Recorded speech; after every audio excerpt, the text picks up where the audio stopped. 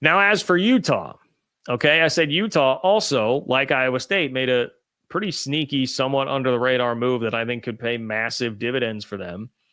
And it's crazy for me to have to say that, like, Utah is a sneaky team in the Big 12 to watch out for this upcoming year because they were the preseason pick to win the league last year in their first year in the Big 12.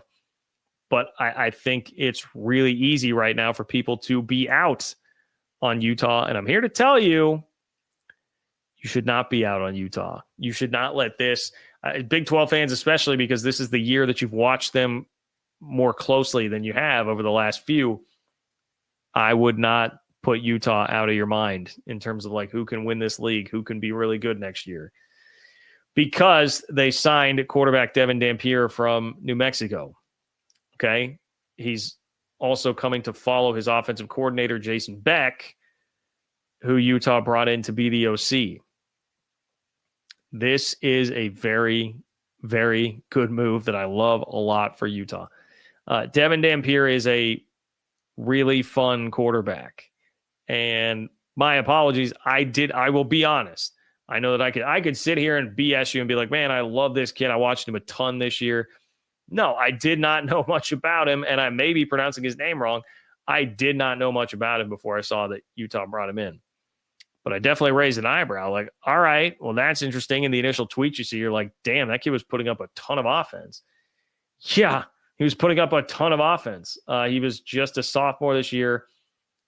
The Lobos averaged 484 yards of offense per game, fourth best in the country. They scored 33 points per game, which is 27th in the country.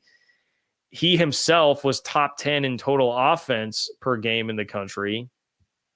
And it was his first season as a full-time starter. He had 2,768 yards passing and 1,166 yards rushing. So you talk about a dual threat. Like, this kid is good. They even list in this write-up that I was reading about him his stats against Power 4 schools this year. Arizona, Auburn, Washington State. Okay, so they're saying former Power 5. Arizona, Auburn, Washington State. He threw for a combined 725 yards with 5 touchdowns and 4 picks. And he had 354 yards and 5 TDs on the ground. So if you add that up in those games, so that'd be about 1,079 total yards. You know, you're looking at 330-ish per game and 10 touchdowns. So you're looking at 3 touchdowns per game, 300 yards total offense, 3 touchdowns per game against Power 5 competition.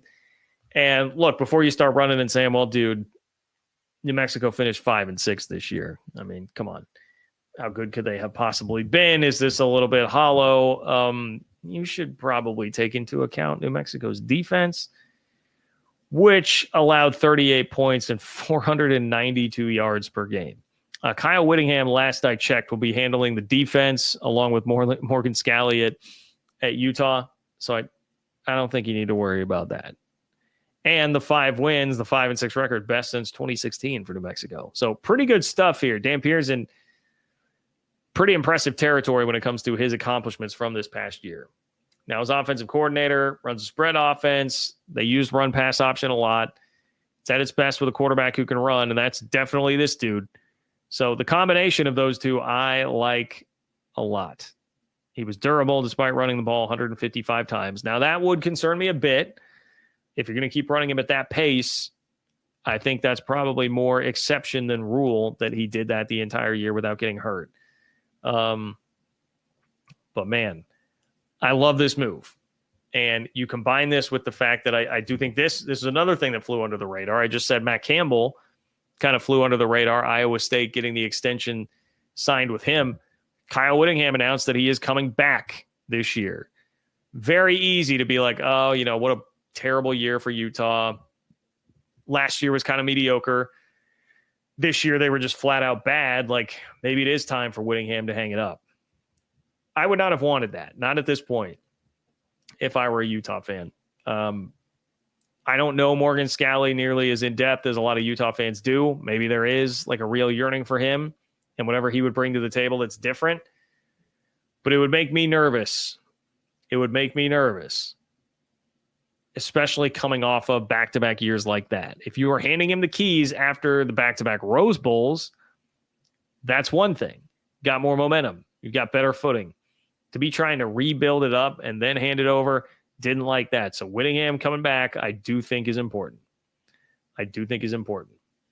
And now you are adding on top of that the fact that you have a really dynamic, up-and-coming offensive coordinator and an incredibly dynamic quarterback. That seems like a really good move. And they've gone from, they've completely retooled the offense, right? Like everybody's out, Isaac Wilson out, Brandon Rose out. You're retooling this offense from the ground up.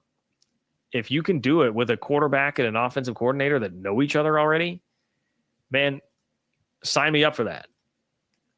Obviously a talented one. You want it to be a talented one, but especially when he's already going to know the OC, and that will take away a lot of the learning curve and stuff that you might have to deal with. Sign me up.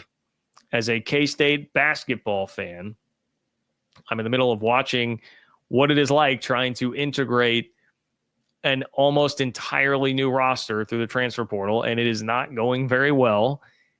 And if you can mitigate some of that in this era by bringing a guy who already knows the coach, already knows the offensive coordinator, the play caller, that seems like a huge advantage. So I think these have been a couple of really savvy moves. If they have figured out the offense, Utah's going to have a defense, people.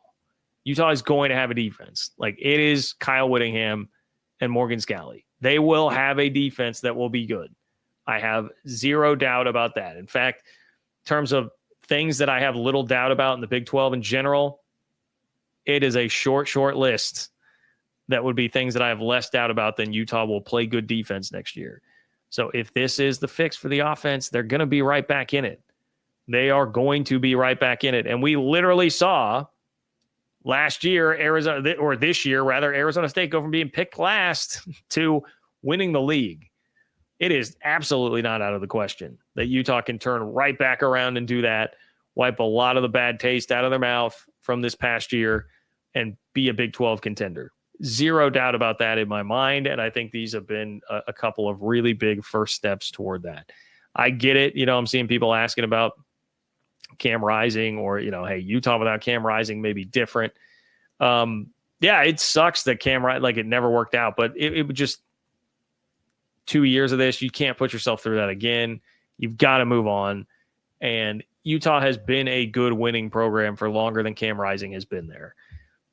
Got to the back-to-back Rose Bowls, perhaps, different heights with him at its absolute peak, but it had been a long time since Cam Rising had been that guy. That's just the harsh reality of it all. And recovering from that, proving that you are a program that is more than just a quarterback, it's what you got to do. It seems like Whittingham is on board with doing that. I think Utah will be a big mover in the Big 12 standings going into next year. Maybe that's not a hot take. I don't know. I feel like a lot of the offseason buzz is going to surround Baylor, probably, Baylor, Iowa State, Arizona State. You're going to hear a lot about those teams. I don't think you'll hear as much about Utah. Watch out for them. I would put it that way. Watch out for Utah and what may happen.